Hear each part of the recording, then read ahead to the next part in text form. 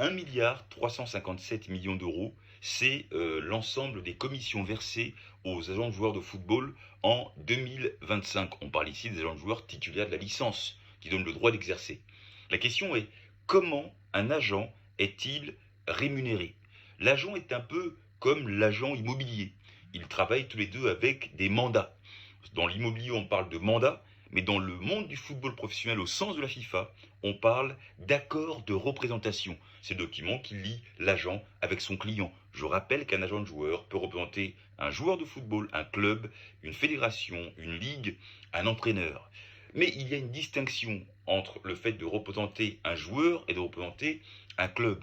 Lorsqu'on représente un joueur, on a jusqu'à 10% de commission sur la valeur du contrat global négocié pour le joueur, en gros sur le salaire sur l'ensemble des années de contrat. Alors que lorsqu'on représente un club de football professionnel, on a une commission, évidemment jusqu'à 10%, de l'indemnité de transfert. S'il y a un transfert à 100 millions et que vous avez négocié avec le club que vous représentez 7% par exemple, eh bien vous aurez 7 millions de commissions versées par le club. Voilà ce que je peux dire sur la rémunération.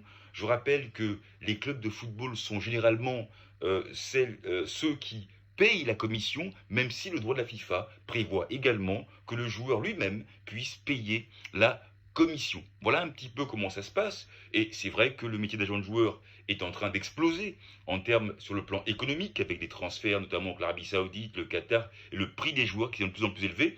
Je rappelle que tout le monde peut devenir agent de joueur si bien sûr vous souhaitez le faire. Prochain cours ce soir à 20h30, heure de Paris, en live visioconférence pour tous les candidats inscrits chez Diploma Sport. A tout de suite.